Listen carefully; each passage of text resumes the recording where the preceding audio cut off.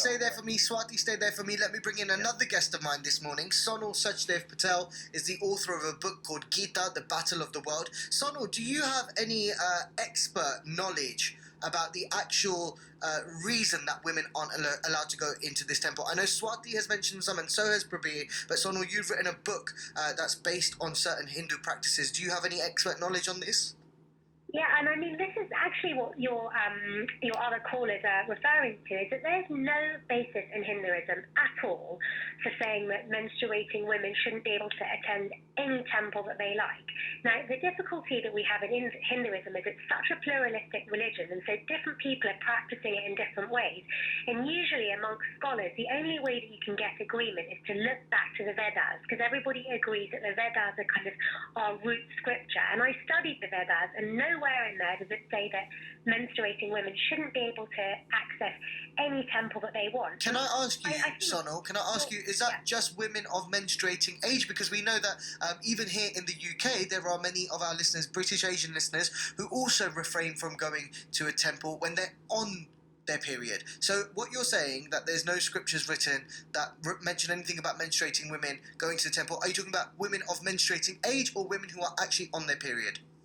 Both of them. In either case, nobody should be excluded from going to the temple. It doesn't talk about it. Hinduism talks about the soul, and it says actually we're no different whether we're men, women, children, adults. And so the key point that I really want to get across is that whether it's in Britain or whether it's in India, when people say menstruating women should not go to this puja or it brings bad luck or any of those things, these are cultural traditions that have come up, reared their ugly heads, I would say, over the ages. And they did have their origins in practical reasons. Historically, women had a very physical role. They would be carrying water on their heads. You know, the kind of lifestyle that people lived was such that there was a practical reason for why women would want to rest during those few days. They didn't have sanitary pads, disposable sanitary pads. But what enrages me, and it even says this on the BBC website actually, is that in Hinduism, menstruating women are excluded. It's not part of Hinduism. People have started saying it and doing it, but it doesn't. Sonal, so many of our listeners, go ahead, Prabir, go on. Can I come in? Okay, ma'am, you know what? Whatever you said, I agree with you to the most of your points, but I would disagree with one single point, that there are certain traditions which are oral traditions, so which are passed on to generation orally. So Hinduism, as you said, is a very plural as well as a very abstract religion. There are no hard rules as such, but this particular tradition has been going on and it has been passed on to generations. It doesn't have to be mentioned in Vedas. Even Vedas are debated in Hinduism. That is the beauty of the religion. But as you yourself have mentioned, that it is a pluralistic religion, and coming to that point, if you talk about the tradition, this cultural tradition associated with the religion has been passed on to them. There are many prescriptions in the religion which are completely oral. So in that case, what about, sorry to interrupt you, but what about if that oral tradition is entrenched with prejudice? One of your callers said it's not about gender equality. Of course it's about gender equality. Why should I not be able to go to any temple I want to? And it's really similar to saying, look, you're black, you can't get on that bus. There are plenty of other Sonal, buses. the argument here. Go on. Give you an example. See, that's not a very good example to give, ma'am, with all due respect. Can I also say, am I a man? I am a man. Why can I not go into the woman washroom? Will it be proper? Well, there are actually gender-neutral washrooms out there. No. So those are unisex washrooms. Let me tell you that. Please, let's not ask... Okay, Prabir, I want to pause you for a second. Sonal, I want to ask you this. You've said that there's no reason why women shouldn't be able to go in. But what about this largely believed idea that Lord Ayappa has asked for men who are going to this temple not to be in contact with menstruating women before they begin a 41-day fast, or during that 41-day fast. When there is an idea that the Lord himself has not asked for women to come to that temple, then where does this lie in the gender equality argument?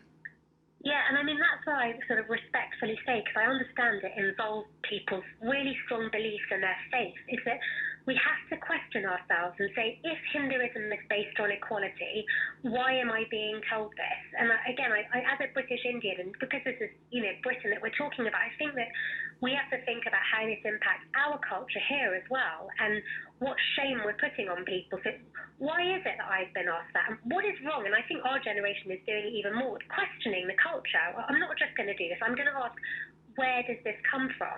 And again, this is what people say. The Lord said, where does it say that the Lord said this? Okay, well, Sonal, let's put that to another one of my guests. Himang Bhatt is a Hindu priest. And Sonal, I know you've read the Vedas and you are an expert in this field, but we have to put this to Himang Bhatt, who is a Hindu priest. Himang, you believe that women should not be allowed to enter a temple when they're menstruating?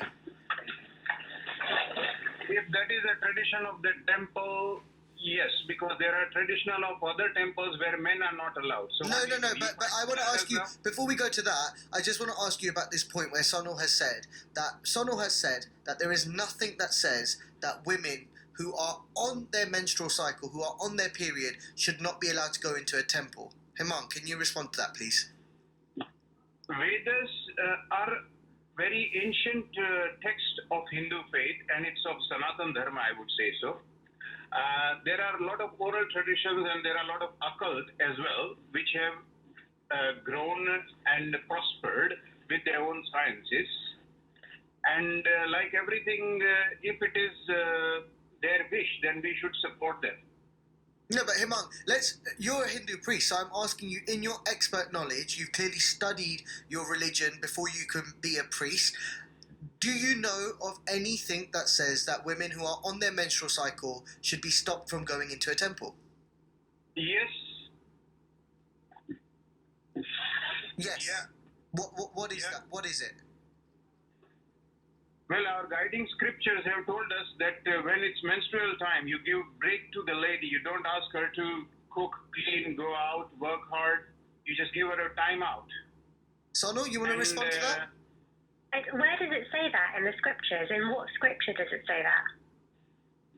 Sonal Ben, what I would have to, if I'm correct, your name is Sonal Ben, right? Yes, thank you. Sonal Ben, maybe if you email me, what I will do is I'll send you all the scriptures with photocopies. No, but Hemang, that's a conversation that maybe you guys can have later, but I'm talking about the conversation we're having right now on national radio where the nation can't email you, Hemang. So I'm asking you, in your expert opinion, and in your position as a Hindu priest, can you please respond to Sonal's point? Sonal is saying that there is no Veda that says that a woman cannot go into a temple when she's on her menstrual cycle. Right. It's not in Vedas, but it's in our guiding books like Upanishads, Darshan Grantha, our Laghu Siddhanta Kaumudi, which teaches us all the pujas and ceremonies, how to conduct them. I know it's not in the... Well, in the Upanishads come from the Vedas. They're considered the sort of practical interpretation of what the Vedas, and there isn't anywhere in there. And I've consulted the Oxford Centre of Hindi Studies as well, and they agree that there's nothing in the Upanishads. Okay, then Sonal, where does this idea come from? I agree with you, Sonal. That's what I'm saying. I'll send you the details and you can have a look at it. Shall we look at the paper? Okay, Hemang, let me ask you this. If there are women who are trying to come into the temple where you practice and you find out that they are on their menstrual cycle, would you have a problem with them coming in? No, not at all. You wouldn't? No. So why do you think then that so many women, even listening right now here in the UK, British Hindus, do not go into a temple when they're on their menstrual cycle? We know they don't because they get in touch with this show and they say, my family doesn't let me go in. Two things. In every faith, there are two things, like tradition and religion. There are two different words. Religion doesn't discriminate. Tradition might have different ideas about it. So now you are mixing tradition with religion. Religious bit doesn't stop them. However, when you talk about Sabarimala, there are 2 or 3 temples only in the whole world which say this way, and there are more than 2 or 3 temples which say otherwise for men, so men are not welcome there. So now, if that is their tradition, then we are not going to fight over it. No, but then are these women within their rights? I mean, clearly by India's law, they're within their rights to challenge that. And, they won last year. The Indian Supreme Court lifted the ban on women entering the temple. Do you agree with them lifting that ban? Let me explain. Law shouldn't interfere in religion because religion is not logical. So, in simple terms, do you agree or disagree that the ban should have been lifted? let me explain. If like Italian court said that we should all have now female popes in Vatican. Okay, Hemang, let me ask you one more time. Should women be allowed to go into this temple, yes or no? Hemang? Hemang? That's the biggest suspense I've ever heard on radio. Hemang, can you repeat? Do you think women should be allowed to go into this temple, yes or no? You can't just black and white it. If they have tradition, then you follow that tradition. If they have tradition of not doing it, if they are 1% out of 100, then 99, you are not looking at, you are reductionist. You're not looking at 99%, you're looking at 1% and fighting over that one. Now, if you're looking at equality in temples, look at 99% of the temples. Okay, Hemang, unfortunately... Why don't you look at the Vatican? How many female popes... No, but Hemang, I'm not asking you about the Vatican. I'm asking you about this situation, which has made headlines today. Because, Hemang, we at the BBC Asian Network discuss issues that affect the British Asian community. This is an issue that's being spoken about today, hence why I'm asking you. Hemang, I'm going to leave it there with you. Sonal, you wanted to say something. Yeah, I just wanted to say that I think this is, it begs a much wider question, is what do you do when religion is illegal and unconstitutional? That's why they banned it the first time. They said it's illegal and unconstitutional to not allow women into the temple. So what do we do when there's a difference? And that's what I would say to all the British Asians that are listening who say, my pet, so-and-so didn't allow me to go home. Ask yourself, where in my religion does it say that I'm not allowed to worship my God freely as I choose, number one? And number two is this entrenched in prejudice? And not to speak out disrespectfully, your previous caller criticised the people that were, starting violence and protesting, but isn't this something that they've been fighting for so many years? And this is what it's got to. I don't think that they wanted to have these sorts of protests and violence, but this is what they're having to go through in order to make a change such that women should be treated equally to men. And India doesn't rank well. It came in the bottom 20% of gender inequality in the last index that was done, and we need to make a change. And all of these small things are leading up to why women are valued less than men in India and sometimes here as well. Okay, Sonal, please stay there for me. Hemang, but I do really appreciate you coming on air and sharing your knowledge as well. So please do stay there if you can. And Prabir Ghosh is still on the line as well. Listeners at home, do you agree with what Sonal's saying there, that mindsets need to change? That mindsets need to change. This is a step towards gender equality. Women should be allowed to enter a place of worship if they choose to or wish to do so. You can get in touch with me. Text me on 81869 and you can call us on 03459 440 445. I'm going to continue this discussion. I also have Dr. Harish Mehra who wants to have words with Hemang Butt straight after the 9090 song.